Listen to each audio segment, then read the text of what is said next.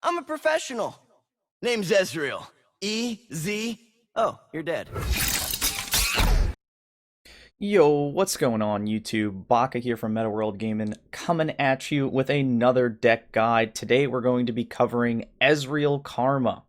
Now, a lot of people have been asking about this deck. They find it to be a little more complicated, and it's definitely one of the S-tier decks right now, and I would say this is definitely a great deck to be climbing to either high rank master or getting to master. Anything that you're looking to accomplish in Runeterra, I think this is definitely a solid choice. Before I really get into it, though, just want to say, as always, the deck code will be down in the description below, as well as all of our other Mobalytics decks. Check those out, check out our other deck guides, and be sure to like, comment, and subscribe. Check us out on Twitch. We live stream, and that's definitely the best place to ask us questions, whether it be our preferred brand of toothpaste or how to play a deck. We will answer anything, and we can definitely give a more in-detail response than we can in the YouTube comments section, but we will try to reply to any comments. Especially, definitely let us know how we do, anything you'd like to see in future videos, and yeah, thanks for all the support on the previous vids. Let's get into it. Alright, so Ezreal is the powerhouse player of this deck, and real quick, I'd like to just, before we get into it, go over the general strategy of this deck. You are trying to just buy yourself as much time as possible, using powerful removal spells to get to your late game, and then also fulfill Ezreal's requirement, which is you've targeted enemy units 8+ times, and now they can be targeted with anything, as unit skills as well as spells. But the best way to do it is targeting them with your removal spells so that you can mitigate the damage, buy yourself time to the late game, put your Ezreal on the board, and then kill your opponent. And you're obviously trying to deal as much damage with this as possible, and you're going to be aiming to generally either OTK your opponent or put them on a 2-turn clock with Ezreal to kill them over 2 turns with damage that cannot be interacted with. To support our Ezreal, the easiest way to solidify all of those damage points at the end of the game is with a Karma. Now, Karma's ability, once she's enlightened and flipped over, she allows you to get an additional copy for free of every spell that you play, which will then trigger Ezreal's ability a second time. So if you play a Mystic Shot with Karma, and Mystic Shot is deal 2 damage to anything, and we'll put a second copy of Mystic Shot on the stack, then Ezreal will trigger off of both of them, effectively dealing 8 damage to your opponent's face for only 2 mana. Now, clearly that is absurdly powerful and is generally going to be how you try to win your games, as well as using burst speed cards with your Ezreal to deal burst speed damage that your opponent cannot interact with. Now, these are clearly our powerhouse champions in the way we win the game, but generally speaking, we don't really want to see them until later into the game. We're going to want to see all of our other cards in our deck beforehand. But let's go through the list real quick, and then we'll get into the mulligans, and then how we're going to approach the early game versus winning the game will be afterwards. So our followers, we play 10 followers. We have 3 Eye of the Dragon, 3 Shadow Assassin, 3 Chump Wump, and 1 Yone Windchaser. Our spells, 24 of them. We have 3 Thermogenic Beam, 1 Jury Rig, 3 Rummage, 3 Mystic Shot, 2 Get Excited, 3 Static Shock, 3 Will of Ionia, 3 Concussive Palm, and 3 Deep Meditation. Now, in terms of how we're going to start off our game and make our way to our leveled up Ezreal and our enlightened game plan, we're going to want to look aggressively in our mulligans for Eye of the Dragon, Shadow Assassin, Thermogenic Beam, and depending on the matchup, if you're playing against a more aggressive deck that you'd like to buy some more time against, most of the aggro matchups, Jury Rig is a fair keep against those decks, and depending on the matchup as well, if there are targets that Mystic Shot can hit, we'd like to keep Mystic Shot, but if there's very few targets, I would not recommend keeping Mystic Shot. Kind of think about what the number of cards your opponent probably plays that have 2 HP in the turns 1 through 3 category. So if you're playing against a Bilgewater deck, this card is generally pretty strong, as most of their cards are 2 HP. They have cards such as Jagged Butcher, the Black Market Merchant. They play some low statted Plunder triggers, depending on which region they mix with. If they're playing like the Freljord version, they play the 3/1 as well with Tough. So just think about how many targets there realistically are. Against Demacia, I do generally think that Mystic Shot is kind of a trap, depending on which version they're playing. So if they're playing Lucian and Senna, then you definitely want to keep Mystic Shot. One of your highest priority keeps against that version. But if it's kind of the traditional Bannerman lineup with like Fiora Garen, they actually really don't have that many targets that Mystic Shot really kills. And I find a lot of players in a lot of decks that play Mystic Shot keeping this against Demacia without the card really doing anything outside of killing their 1-drop, which you would much rather just have a Thermogenic Beam or even a Jury Rig most of the time, because not all of the lists play Young Cytherea, they just play Fleet Feather Tracker. So, and generally speaking, the War Chefs on turn 2 is the far more common play than playing the Brightsteel Protector, as most players attempt to get more value of that card in the late game. So you'll end up being stuck with this Mystic Shot for quite some time. But if they're playing Lucian Senna, as I said before, extremely high value targets, we're definitely going to want to keep Mystic Shot. I think against most of the other aggressive decks that you see across the board in all regions have much better targets for Mystic Shot, but Demacia is the one where you got to really think about, does my opponent actually play a lot of cards that this can answer? And the answer is usually no if they're not playing the Lucian Senna version, or maybe a Bilgewater version with Quinn and MF might be have some more weaker targets in the list, like Jagged Butcher, for example. Now, Thermogenic Beam is our all-star card that we're definitely going to just want against every matchup that isn't some form of extremely late game hyper control. And even against decks like Deep, this card can be a fairly reasonable keep in your opening hand, as they do have an early game. But in the mirror match, I wouldn't say that this is a card that you're going to be looking for, because they don't really have that many followers that they're going to be putting down. They don't play their champs until the late game. And against the Heimerdinger matchup, the Thermogenic Beam is usually not a great keep, as we can be finding, actually, we would like to see more of our followers in that matchup. And another thing that I'd like to note about making it to the late game is that your spells are very good when combined with your followers. Your followers make all of your spells much stronger, so it's very important to be seeing all of these followers as consistently as we can in our early game plan. Now, Eye of the Dragon, I would say, is the other all-star next to Thermogenic Beam in our opening hand, as this card just adds so much value to what our deck is trying to do through the game. It's very easy for our deck to construct 2-spell turns, where Eye of the Dragon gets a lot of additional bonus value in the form of sustainability through blockers, the life stealing, extra chip damage. It just does so much for what this deck is trying to accomplish, and at very little cost. The Attune is extremely valuable on this card as well, making it effectively cost 1 mana, since the majority of our mana ends up being spell mana in to begin with. Like, all of our mana generally goes to spells.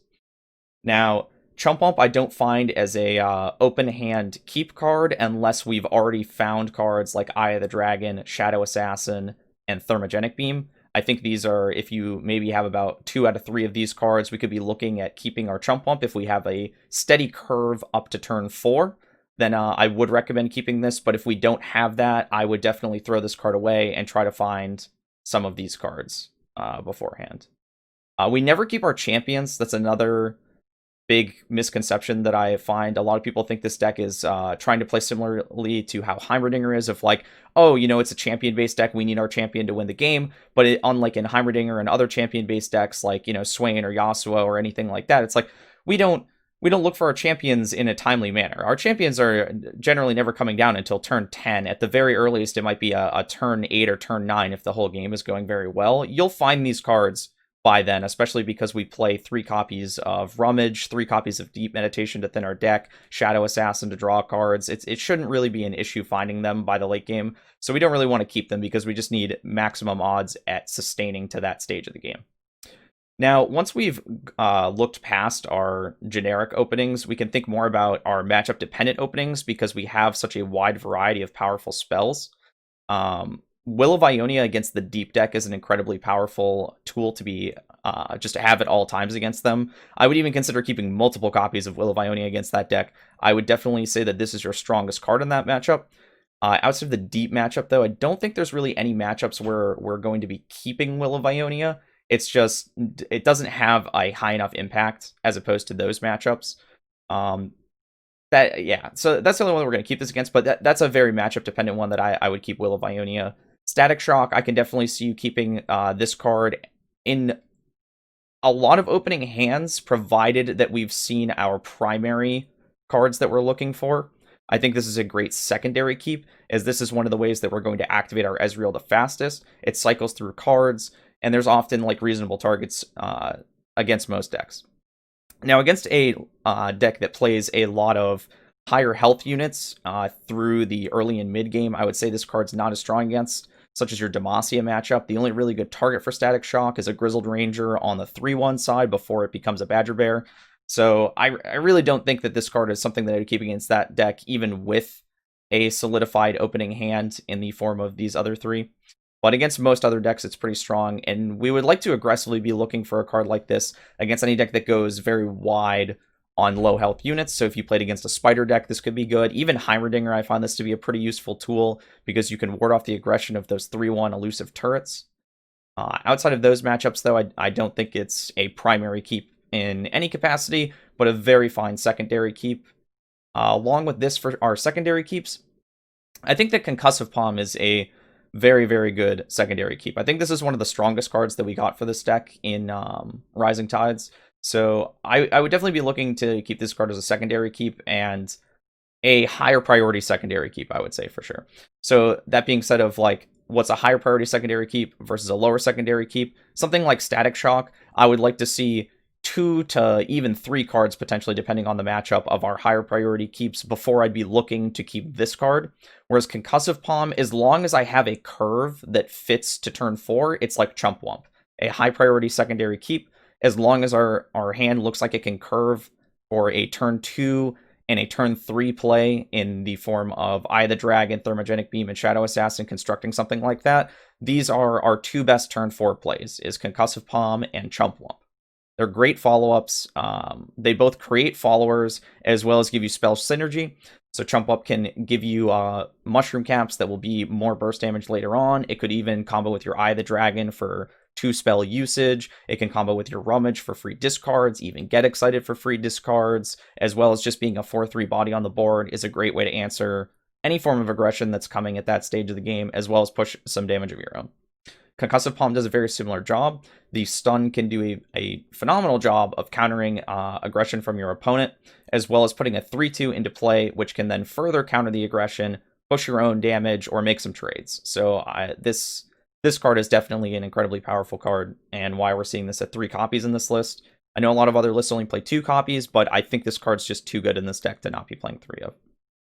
Now, once we've kind of stabilized through our early to mid-game phases, there's you have to start thinking about how are we going to set up a kill on our opponent. Now, killing your opponent with Ezreal, you would think is it seems a bit easier than it is at times, because there's always an optimal way to do it. But that being said, it's like a lot of players are like, oh yeah, we play Ezreal, we play a million spells, shouldn't be that hard. There's always a proper way to kill your opponent and a proper order to be playing your spells, and understanding when you should start saving cards like Jury Rig and saving cards like Rummage, and when you need to actually be activating these cards more aggressively. Now, when we play a card like Chump Wump, and we get our 2 free Mushroom Cap discards in our hand, and then we also have a card like Rummage, you need to identify, do we need cards at this stage of the game to do one of 2 things? A, do I need to get to my champion cards that I haven't found yet now that we're on, like, this is looking around the turn 5, turn 6 markers when you're going to start needing to ask yourself these questions. Do we need to look for our ways to win the game in the form of Ezreal and Karma? Do we need to look for ways to continue to sustain and or flip our Ezreal over because we're kind of low on targets? So now we're going to start looking for cards like Static Shock, which is our best activator for our Ezreal flip. Do we need to be looking for more responses, such as Will of Ionia? I'm playing against a deep deck. They're getting to that turn 6 mark, and they're going to start playing some big boys. I need to get these Will of Ionias in my hand. That's where you can identify that the Rummage is definitely a good card to be using at that stage of the game. Now, if we feel like our Ezreal is going to be fine, in terms of targeting, our aggression, we already have cards like Will of Ionia to deal with that, or Concussive Palm, Thermogenic Beams, things that can easily counter the aggression, maybe even Yone Windchaser in our hand. Then we can check that off the list of like, okay, we should be solid to sustain our way to the late turns. Then we say we have our Ezreal. We really just don't want to be using cards like Rummage at that stage, as well as if you potentially have Karma, you might want to hold off on playing your Rummage until then to get the maximum value out of your Karma plus Rummage combination of drawing 4 cards for 1 mana is incredibly powerful. So it's something to keep in mind. Like I said, the times I've recommended is when it doesn't seem like our hand has any of those late game bombs that we've been looking for, or is starting to lack the tools to deal with the current board state that we're looking at. I would hold off on using your rummage as long as possible until it seems like you're very pressed to find one of those two things. Now, that being said, rummage, even without Karma in the late game with Ezreal, is still incredibly powerful because this is a burst card, so it's another great reason to be holding this. Of burst cards are the way you want to kill your opponent with Ezreal, and rummage can find you even more cards to kill your opponent. So once we've kind of stabilized, we've made it to our Ezreal on board, we might have made it to our Karma turn, we got to start thinking about, okay, what's the best way to kill our opponent? And there's some great ways to set up for this. So as I said before, we want to be playing our followers. Follower chip damage in this deck is incredibly powerful. So killing your opponent from a 20 life threshold is our opponent has 20 life. Dealing 20 damage is actually still a little difficult with this deck, even though it does have a lot of OTK potential. It becomes much easier when you had the ability to deal 2, maybe even 4 damage in the early game, and our opponent is now down to a life total like 16, maybe even 14, even 18. You'll notice that that's just a whole one less spell that you had to play with your Ezreal. You're going to have substantially higher odds if you got any chip damage in the early game. That being said, look for open attacks where your opponent doesn't have a board in this deck. They end up coming up pretty commonly, I would say. Say I play a card like Eye of the Dragon on turn 2, and then my opponent goes to play a card on their turn. Then I go and play like a removal spell and just kill their guy, or there's a string of like 2 removal spells, like I answer their guy on turn 2 with a Mystic Shot or a Thermogenic Beam. So it's like Eye of the Dragon, 3 mana on turn 2, Thermogenic Beam, kill their 2-drop. Then it goes into turn 3, and we run back the same thing of either I use a Thermogenic Beam or something else, like maybe like a Mystic Shot, some combination of that, and we've dealt with their 3-drop. Now we have an open attack where we can get just 1 damage in, and I would say that this is often going to be better than attempting to play more cards and then get that open attack, with the exception of sometimes Shadow Assassin can just deal more damage than your current open attack, and it's generally uncontested. Chomp Wump is usually the greedy one. Say I had an open attack available that was just Eye of the Dragon for 1 damage, but I could play Chump Up on 4 to my opponent's empty board, I would generally opt to take my 1 damage before I would play my Chump Wump, because your opponent will likely have cards that they can play and then respond to your open attack and potentially deny you the damage that you were going to get off of Eye of the Dragon. Say your opponent, like, it depends on the deck. Think about what your opponent's slow speed actions are, but generally speaking, open attack, free damage is always good for this deck, because that damage really matters at the end of the game when you're trying to burn your opponent out.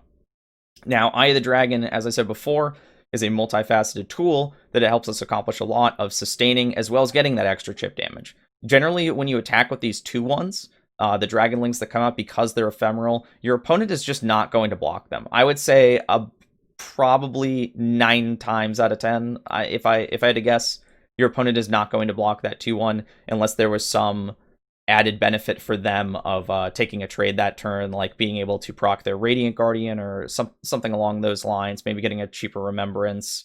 Maybe they had a lifesteal card of their own and they're trying to gain some life on you. And these are all things to be mindful of if it's definitely a numbers game of understanding your opponent's life total. So if I'm swinging with a 2/1 and my opponent has a lifesteal card of their own on the board, and I'm going to heal 2, but they're going to heal more, it might just not be worthwhile for you to do it unless you feel like you're in a very pressed position. Like attacking into a Radiant Guardian or something is just not very effective. Of like, you would gain only like 1 life against their tough, and they're going to gain 5. And I think that 5 is almost always going to be worth more than your 1, unless you're in a really poor position. So you don't always take those free attacks, but generally try to, if it looks like your punch is not going to block. And I would say, again, probably 9 times out of 10, you want to attack with the card, and then 9 times out of 10, they're not going to block it.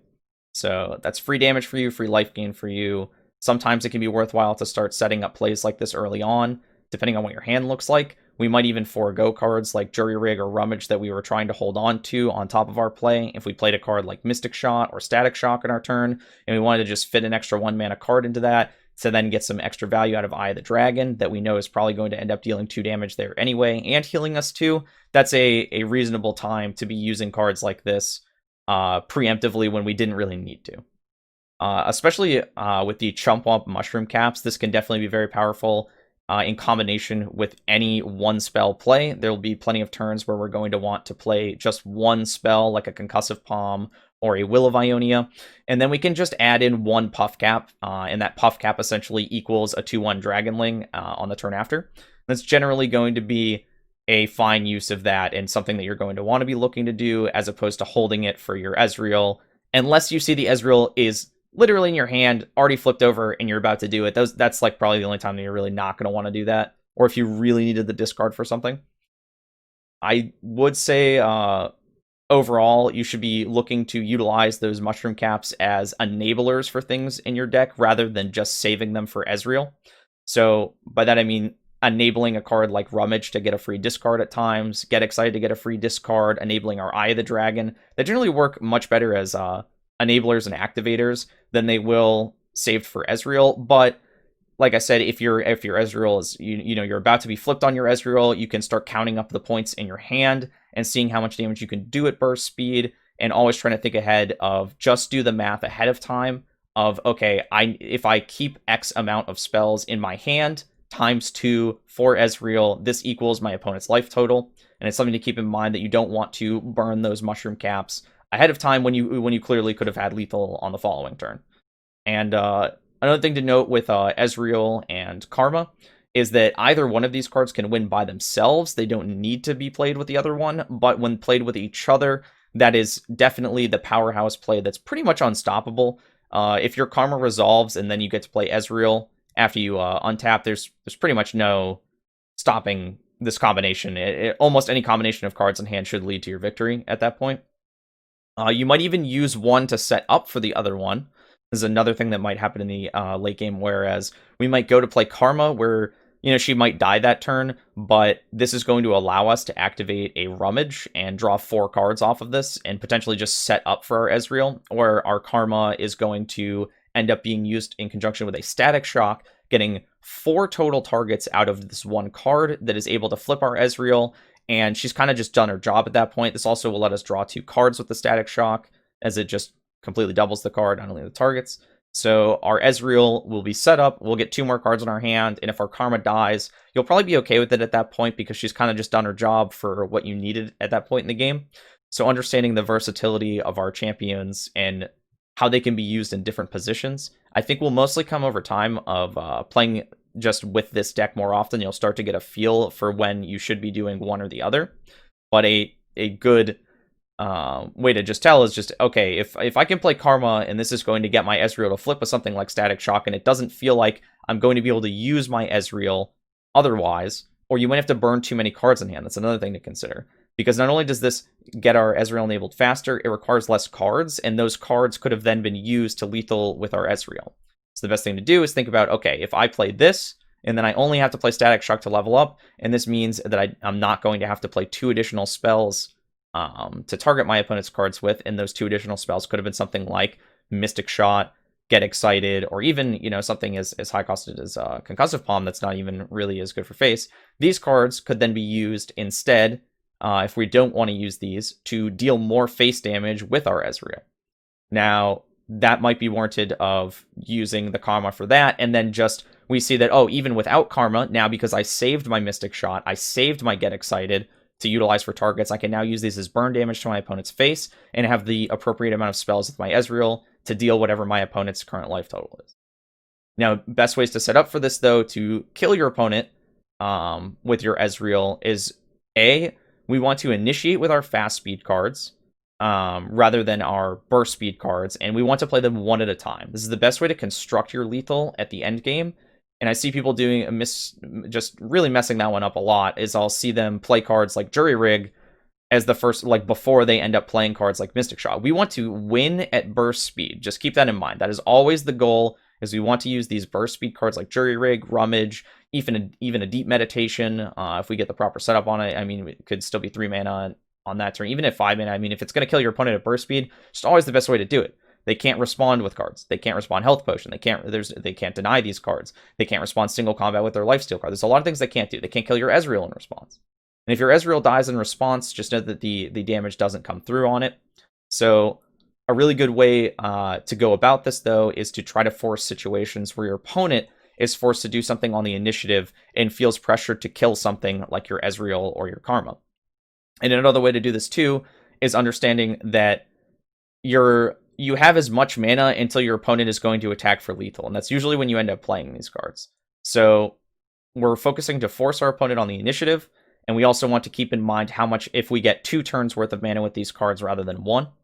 So for example, say our opponent attacks us, and we're going to go to an incredibly low life total, but we survive that turn. If we're able to play Ezreal or Karma and get those established onto the board after combat, now we have our remaining mana of that turn to either respond to their ways to kill our cards. We might be holding up cards like Will of Ionia to respond to cards like Single Combat. We might be just having our burn damage in response, so that in case they try to kill our cards, we try to burn them in response. And Karma sometimes can kill your opponent even without Ezreal, just using Mystic Shots and Get Exciteds when they're cloned.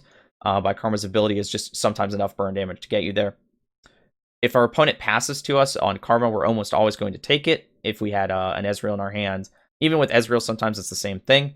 But then now you just have to have the understanding of, I have my entire turn to try to kill my opponent, and you actually have all of that mana on your opponent's turn, because if your opponent declares an attack to try to kill you, you can put your burn damage onto the stack there, kill your opponent, and you will win the game before that damage goes through. So you effectively get almost 2 turns worth of mana to kill your opponent. That's another big thing to understand, is that you don't have to try to do it all in one turn. You can use your opponent's turn to your advantage. And also, this might be a good way for you to force initiative on either turn, is knowing that you have 2 turns worth. So a great way to do it if you have the attack token and you have Ezreal. I would say one of the best plays is attacking with Ezreal. If your opponent doesn't have an elusive card, they are definitely very pressured to respond to kill your Ezreal there. And then when they use their removal spells, not only can slow speed cards not be used at this time, your opponent actually have to spend mana and invest to kill your Ezreal with their first card.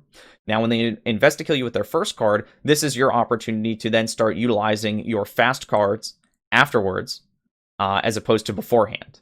And if we wanted to use them beforehand, we'd like to do them one at a time, as I was saying before, if in the event of our opponent feeling pressured to respond and kill our Ezreal. And I've seen a bunch of people do this, and it doesn't really make any sense, and people are just getting a little hasty. Say I had even 3 Mystic Shots in my hand while I had a leveled up Ezreal on the board. I've seen people go, okay, I have 3 Mystic Shots in hand, my opponent's at 12 life, dump them all onto the stack and go to kill their opponent, but your opponent can respond and kill your Ezreal, and then you lose all of that value. So the best way to do it is to continuously activate 1 card at a time and pass the priority, or, as I said before, force the initiative so that they can then use their removal spell on your Ezreal beforehand, and you can respond with lethal at fast speed.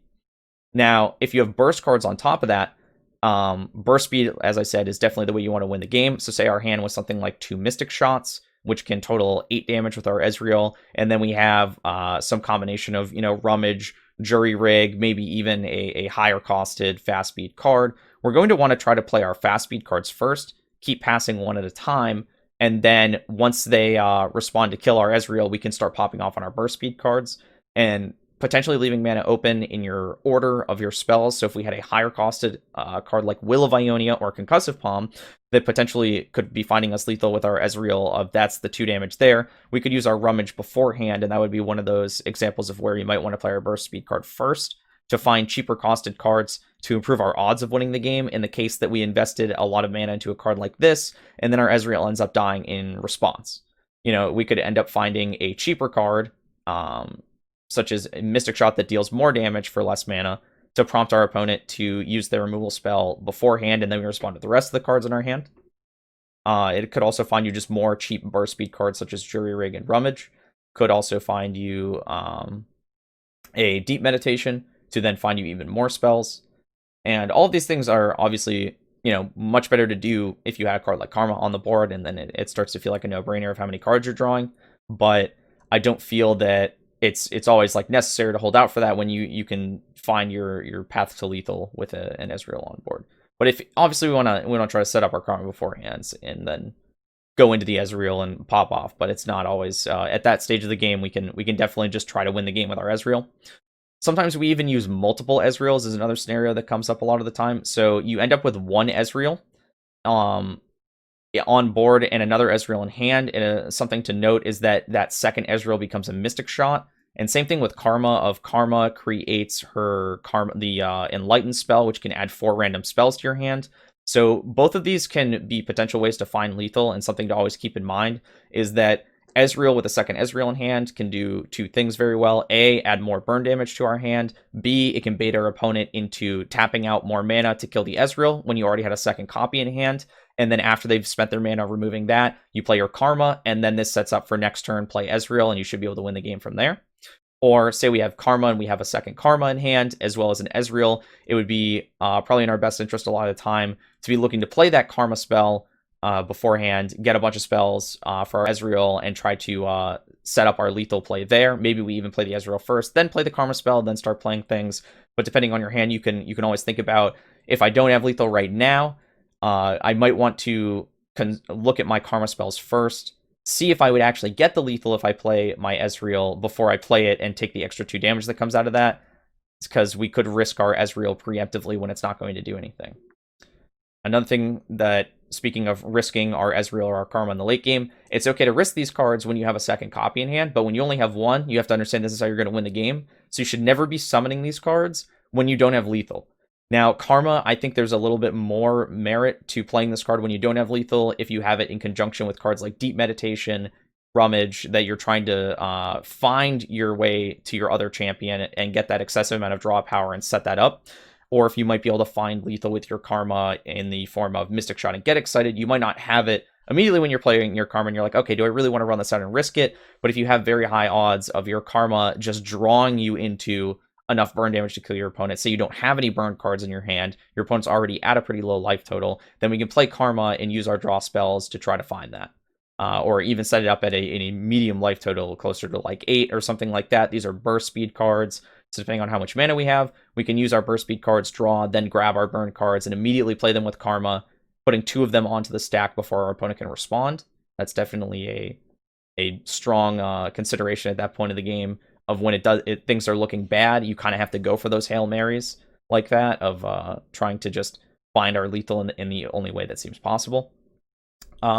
If you have the double Ezreal, like I said, you can run one out, maybe set some damage up on the first one, and then use the second one to finish them off, because you didn't have enough mana to play your Ezreal and then play all of your spells, kill your opponent there, and have that like guaranteed victory. So you can play the first one, your opponent's probably going to spend some mana as a removal on that, get a little bit of damage in, and then set up for your second Ezreal to kill him.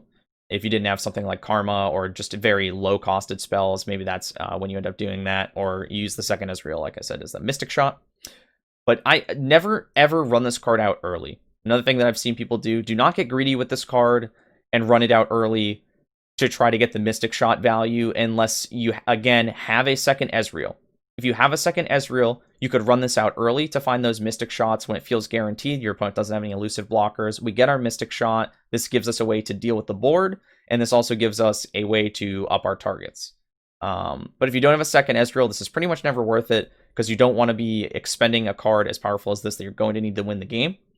I would say the exceptions to this rule is when you're playing against extremely aggressive decks, especially Noxus Piltover, where you just didn't have cards to respond to your opponent's board with, and it looks like, okay, I'm going to lose the game if I do not find any responses. If I do, like that's all it is. Like, say I'm playing against Noxus Piltover, my opponent starts summoning a lot of little guys. I didn't find good ways to answer those in the form of Thermogenic Beam. I didn't find my Mystic Shots. I didn't find Static Shock versus the 1 health guys or anything like that. Then we're really strapped of this can give us a blocker against those matchups where you're just going to outright die. We don't have much healing in this deck. All we have is the Eye of the Dragon, so we have to be very mindful of stopping that early game unit damage. So this can generate a Mystic Shot, get one guy off the board, and then feel free to just use your Ezreal as a blocker at that point, because you're not going to make it to the stage of the game where Ezreal is going to be your win condition if you don't sacrifice this copy earlier on. So I will say that situation's a little bit easier to identify against Noxus Piltover, because they're so aggressive that it's almost always the case.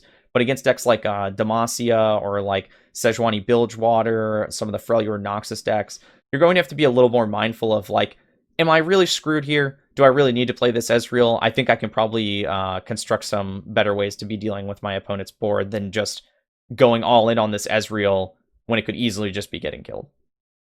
Now, against our extremely aggressive matchups, as I said before, you would be looking for not Ezreal in the first place, but you might just end up with it, and then that's kind of all you can really do. I wouldn't aim to be like keeping this against Noxus Piltover and making that play. That's kind of just a contingency plan for when your hand doesn't work out against those decks. Other decks though, such as the deep deck, I would say there is definitely like that's a deck where like there should just never be a scenario where we end up playing this in the early game. And a lot of them, there's some scenario of things going horribly wrong that would prompt you to do it. But like decks as slow as that, there's just no reason ever, even if it's like, oh, like my point is just I have all the responses to cards, you know, like Jaw Hunters, the Challenger cards, the Obliterate card, things like that. This thing's just going to get a ton of value. It's like, just don't risk it. Like there's almost always something that you could be doing to keep up with the aggression on board, and you're going to have a lot of time against that deck to generally set this up. Especially against their high health units, you can sink multiple targets into them. Another thing to keep in mind about targeting with Ezreal, I would say, a little tip is Thermogenic Beam can be used for 0 mana to get this level up in the late game, so you could set up for when you would have 7 targets, then play 0 mana Thermogenic Beam to deal 0 damage and still have a target, as well as 0 mana Thermogenic Beam being additional reach damage with Ezreal as a 0 mana card. And with Karma, this does this does create 2 0 mana cards. So something to always keep in mind with the versatility of this card is additional targets, as well as the burn damage capabilities. That this card, although we're always going to be using it in the early game, once we get towards the later game, we might want to save this card a little bit, depending on where our Ezreal's at, where our Karma's at, to construct a higher reach lethal. And if you can set up to have more damage than you need to kill your opponent, that's obviously always a good thing. Our opponent can have just less responses in the form of healing from anything if we have more damage than they're able to, or more damage than they actually have health. Or cards like Deny is another thing to be mindful of. If your card gets denied, then you're going to lose out on the damage there, and you're not, like, if you have exact lethal, got to make sure that lethal is airtight. That is definitely always the setup. Our Get Excited 2 is another card that in a lot of these scenarios that I was just naming off with how we could use our Karma and multiples with this card, or have constructing our Ezreal reach before. This is a card that we don't want to use in the early game. Another definitely very, very good tip that I would say for a lot of people trying this deck out. Do not ever aim to use this card to deal 3 damage to guys. Use this as your worst case scenario. And especially be looking to line it up with something like Jury Rig or maybe the Chump Wump Mushroom Caps. If your opponent has a card on board that you are trying to kill, and this is the only possible way for you to kill that card. Say your opponent is just playing, you know, a typical 2 or 3 drop that's not Badger Bear, that we could be shooting with Get Excited there, and it's like, okay, this is targeting, this is countering aggression in the early game. A lot of times I would almost opt to just not even shoot the card unless it looks like our hand is so abysmal and so poor at dealing with what's on the board that card is going to get a lot of damage over time. And it's another way to approach when to shoot certain cards over other cards, is trying to evaluate if you're going to kill them later with something and how many times that card is going to attack. So killing a 2/1 appears to be that you'd be removing 2 damage from the board, but if the way your hand was looking is that you actually just like couldn't even kill a 2/1 for several turns, it looked like you were going to like Thermogenic Beam whatever the next biggest drop is on this turn, then maybe Concussive Palm whatever the card that your opponent plays on another turn, then you might have already taken 2 attacks from that 2/1, maybe even 3 attacks, and a 2/1 starts to deal something like 6 damage. So it might be more worthwhile to remove little cards in the early game. And that's something to consider for a lot of your removal spells, but especially Get Excited is how much damage is this actually removing. If I'm going to have a solid answer for the card on the following turn, we might be able to forego some life to just save this card, because you can run out of cards in this deck. Not only can you run out of cards in just a general sense of your card advantage, but you might run out of ways to target your opponent. And then if you have all the ways to target your opponent, you can't expend too many of your resources and then not have any cards to actually kill your opponent with Ezreal or Karma.